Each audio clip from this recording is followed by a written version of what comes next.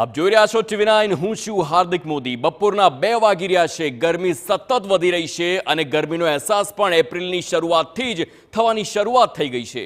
4 દિવસથી હીટ વેવની હવામાન વિભાગની આગાહી છે અને હીટ વેવની આગાહીને પગલે ઓરેન્જ અને યલો એલર્ટ પણ જાહેર કરવામાં આવ્યું છે। રાજ્યભરમાં તાપમાનનો પારો ઊંચો જાય તેવી શક્યતા છે। આજે કચ્છમાં ઓરેન્જ એલર્ટ છે જ્યારે રાજકોટમાં યલો એલર્ટ જાહેર કરવામાં આવ્યું છે। રાજ્યના અનેક શહેરોમાં તાપમાનનો પારો 41 ડિગ્રીને પાર થયો છે। ગત વર્ષ એપ્રિલ માસ કરતાં આ વખતે એપ્રિલ મહિનામાં કાળઝાળ ગરમીનો અનુભવ થઈ રહ્યો છે। ગત વર્ષની સરખામણીએ 7 દિવસ પહેલા જ તાપમાનનો પારો 41 ડિગ્રીને પાર પહોંચ્યો છે।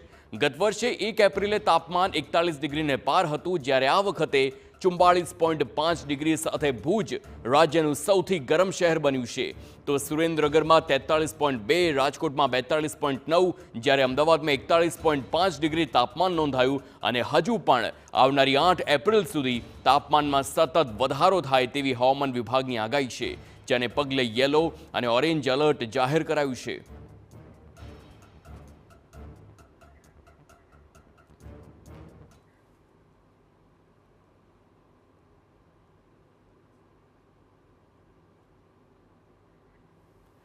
તો ક્યાં કેટલી ગરમી છે તે આપ જોઈ શકો છો। અમદાવાદમાં 41 ડિગ્રી છે, રાજકોટમાં 42, સુરતમાં 38 ડિગ્રી છે, ઓછું તાપમાન છે।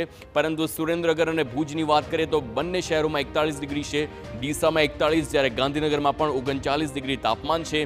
અમદાવાદમાં 41 છે, વડોદરામાં 40 છે એટલે ખાસ કરીને મધ્ય ગુજરાતનો આખો આ પટ્ટો જે 41 થી 42ની આસપાસ, સુરતમાં ખાસ કરીને 48 ડિગ્રી જોવા મળી રહ્યું છે, 38 ડિગ્રી છે અને ડીસા અને ગાંધીનગરમાં 41 અને 39 ડિગ્રી તાપમાન છે। આ તમામ જે આંકડા છે તે હવામાન વિભાગ તરફથી આવ્યા છે અને તેમાં પણ આવનારા સમયમાં વધારો થાય તેવી પણ શક્યતા છે।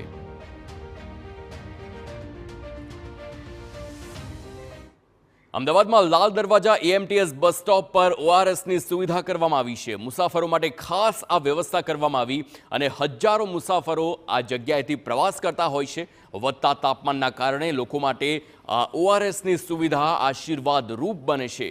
વોટર સ્પ્રિંકલર સિસ્ટમના કારણે ગરમીથી છુટકારો મેળવવામાં પણ મદદ મળે છે। વિદ્યાર્થીઓ, નોકરિયાતો અને સિનિયર સિટીઝન્સ પણ કહેતા જોવા મળ્યા છે કે આ સિસ્ટમ છે તે સારી સિસ્ટમ છે।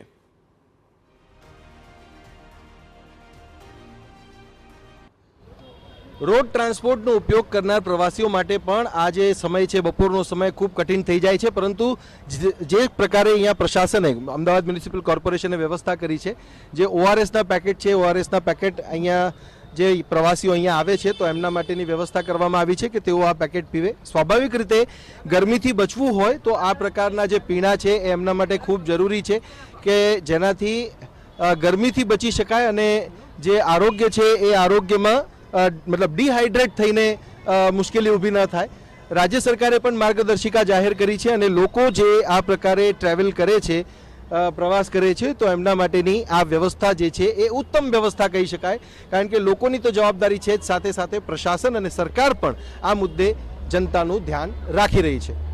કેમેરામેન દીપક સેન સાથે સચિન પાટીલ, TV9 અમદાવાદ। તો બસ સ્ટેશન પર હળવા પાણીના ફુવારા પણ ગોઠવાયા છે જેથી લોકો તેમને શાંતિ મળે। લોકો પણ આવી કાળઝાળ ગરમીમાં તંત્રની વ્યવસ્થાના વખાણ કરી રહ્યા છે।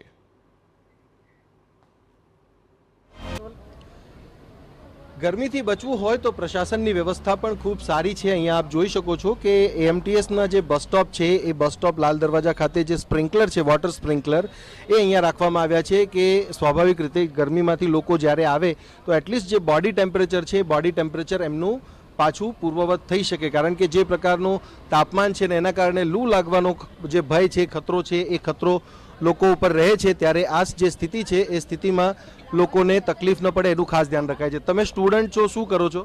હું જોબ કરું છું। અચ્છા, ગરમી જે છે આ કેટલી સારી સિસ્ટમ છે અહીંયા કે બહારથી તમે આવો ત્યારે? બહુ સારી છે। તમે બહારથી આવો તો ગરમી બહુ વધારે હોય એવા? બહુ વધારે લાગે છે પણ અહીંયા ઠંડકનો અનુભવ થાય છે। અચ્છા કાકા, તમે અહીંયા આવ્યા છો, બહુ તાપ હોય ને ત્યાંથી અહીંયા આવો તો આ સ્પ્રિંકલર જે છે પાણી આવે સારું કહેવાય। આ ઠંડકવાળું સીન છે, આ ઠંડક લાગે છે, આના બીજા સ્ટેન્ડે ગરમી લાગે છે તો બધી જગ્યાએ આ પ્રકારની વ્યવસ્થા હોવી જોઈએ। તમારું શું માનવું છે આ જે પ્રકારની સિસ્ટમ અહીંયા ઊભી કરી છે અહીંયા પાણીનો જે ફુવારો ચાલે છે, બહાર ગરમી બહુ છે, હા તો એના માટે આ સારું છે, થોડી રિલેક્સ ફીલ કરીએ છીએ. ગરમીથી બચવા શું કરો હા, બીજું? ગરમીથી બચવા માટે આ સારો ઉપાય છે. તમે શું કરો ગરમીથી બચવા માટે? ઠંડા પીણાથી માંડીને અલગ પાણી, ઠંડા પીણા છે, પછી પંખા વગેરે ઠંડકમાં રહીએ, પછી પ્લસ ઓર પાણીની ને લીંબુ શરબતની વધારે કરીએ. તો અહીંયા બીજા પણ કેટલાક યંગસ્ટર્સ છે, એમની સાથે પણ વાત કરીશું. આ જે સ્પ્રિંકલર છે, સિસ્ટમ છે, આ સિસ્ટમથી કેટલો ફાયદો અને કેટલો લાભ થાય, કેટલો આરામ પણ મળે અને કેટલી ઠંડક અહીંયા મળી રહે? તો અમે જ્યારે ગરમીમાંથી બહાર આવીએ, કોલેજમાં બસમાં ટ્રાવેલ કરીને જ્યારે અમે અહીંયા આવીએ, આ સ્ટેન્ડ ઉપર જ્યારે બેસીએ તો આ સ્પ્રિંકલરથી અમને ઘણી ઠંડક મળે છે અને બસ ઠંડકનો અહેસાસ થાય છે અને ગરમીથી ખૂબ રાહત મળે છે. આ ખૂબ સારી સિસ્ટમ છે આ. અચ્છા, બચવા માટે તમે શું કરો? બહુ ઓછું ગરમીમાં નીકળો, કેવી રીતે શું કરો? બસ ગરમીમાં ઓછું નીકળીએ, મોઢા પર રૂમાલ બાંધીએ અને વારે વારે મોઢું ધોઈએ અને લીંબુ પાણી કે એવું કંઈક હોય એનો ઉપયોગ કરીએ. તો અહીંયા આપ જોશો પણ તો જે લોકો છે, એ લોકો અહીંયા જ્યારે આવતા હોય છે ત્યારે સ્વાભાવિક રીતે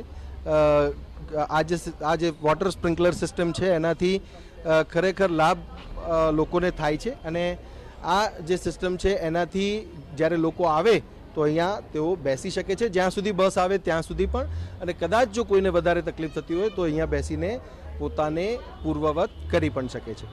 કેમેરામેન દીપક સેન સાથે સચિન પાટીલ, TV9 અમદાવાદ.